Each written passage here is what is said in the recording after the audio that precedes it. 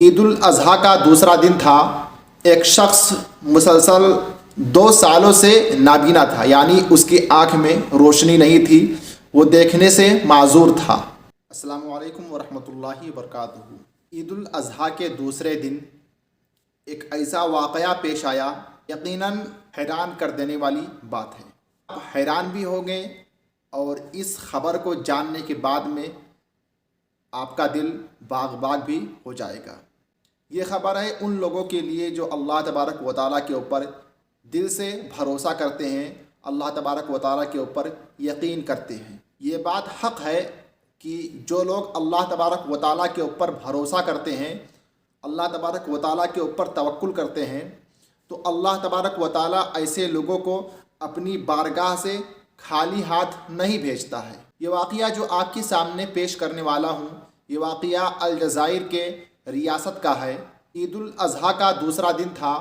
ایک شخص مسلسل 2 سالوں سے نابینا تھا، یعنی اس کی آنکھ میں روشنی نہیں تھی، وہ دیکھنے سے معذور تھا۔ اس کی آنکھوں کی روشنی جا چکی تھی اور وہ روشنی کے حوالے سے بالکل نا امید تھا۔ اس کو یہ امید تھی ہی نہیں کہ میں کبھی دیکھ پاؤں گا۔ اس شخص کا نام احمد قداری تھا۔ عید الاضحیٰ کا دوسرا دن تھا۔ معمول کے مطابق مغرب کی نماز ادا کرنے کے لیے سہارا لے کر پیدل مسجد کی طرف نکل پڑا۔ عمر ابن عبدالعزیز مسجد میں پہنچا۔ اذان کا وقت ابھی باقی تھا۔ وہ شخص تسبیح اٹھایا اور تسبیح پڑھ رہا تھا۔ اذان کا وقت ہوا، اذان ہونے لگی۔ وہ شخص کان لگا کر خوب اچھے طریقے سے دھیان کے ساتھ میں اذان سنا، اذان کا جواب دیا۔ اس کے بعد میں اقامت کا وقت ہوا تو اقامت بھی کہی گئی۔ پھر وہ شخص اقامت کے بعد میں نماز کے لیے کھڑا ہوتا ہے، اسی صف میں جس صف میں لوگ کھڑے تھے۔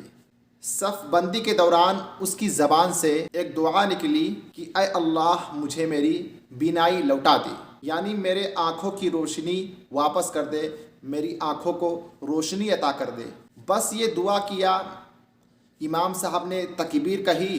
امام صاحب کے ساتھ تکبیر کہہ کر وہ شخص نماز پڑھنے لگا۔ نماز پڑھتے پڑھتے تیسری رکعت کا پہلا سجدہ تھا۔ جب وہ شخص سجدے سے سر اٹھایا تو وہ شخص بیان کرتا ہے کہ ایک دم سے عجیب واقعہ میرے سامنے پیش آیا۔ میں نے محسوس کیا کہ میرے آنکھوں کی روشنی مجھے واپس مل چکی ہے۔ کہتا ہے کہ میں نے جب آنکھیں کھولی تو مجھے پیلا رنگ دکھائی دیا، جو کہ مسجد کے قالین کا رنگ تھا۔ یہ میرے لیے ایک بہت ہی بڑا عجوبہ لگ رہا تھا کہ یہ کیسے ہو گیا، آخر یہ کیسے ہوا۔ وہ شخص بتاتا ہے کہ میرے بازو میں جو شخص کھڑا تھا، میں نے اس کا ہاتھ زور سے پکڑ لیا۔ میں نے اس کا ہاتھ تھاما کہ یہ میرے ساتھ کیا ہو گیا۔ اس کے بعد دوسرا سجدہ کیا۔ نماز مکمل کرنے کے بعد اس شخص نے پوچھا کہ تم نے میرا ہاتھ کیوں پکڑا تھا؟ تو اس نے کہا کہ میں نے پہلے سجدے سے تیسری رکعت کی جو پہلا سجدہ تھا، سجدے سے جب میں سر اٹھایا تو میرے آنکھ کی بینائی مجھے واپس مل چکی تھی۔ مجھے ایسا محسوس ہوا کہ میرے آنکھوں کی روشنی مجھے واپس مل گئی ہے، کہ آج میں اپنی آنکھوں سے دنیا دیکھ رہا ہوں اور مجھے اس وقت سب کچھ نظر آ رہا ہے۔ تو اس شخص نے کہا کہ ہو سکتا ہے کہ تمہیں کچھ دھوکہ ہو رہا ہو۔ مسلسل 2 سال ہو چکے ہیں، تمہارے آنکھوں کی روشنی جا چکی ہے، تمہیں کچھ نہیں دکھائی دے رہا ہے۔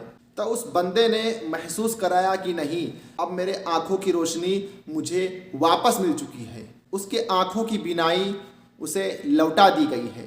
تمام حاضرین جو اس وقت مسجد میں تھے، سب لوگوں نے اللہ تبارک و تعالیٰ کا ایک کرشمہ دیکھا، اپنی آنکھوں سے دیکھا کہ اس شخص کی بینائی واپس آ گئی، جس کی بینائی کو گئے ہوئے تقریباً 2 سال سے زیادہ ہو چکے تھے۔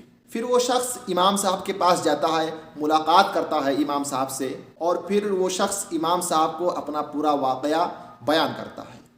یہ واقعہ ان سارے لوگوں کے لیے اس میں درس ہے جو لوگ اللہ رب العزت پر، اللہ تبارک و تعالیٰ پر بھروسہ رکھتے ہیں، یقین رکھتے ہیں۔ یقیناً اللہ رب العزت اپنے ہر بندے کی فریاد سنتا ہے۔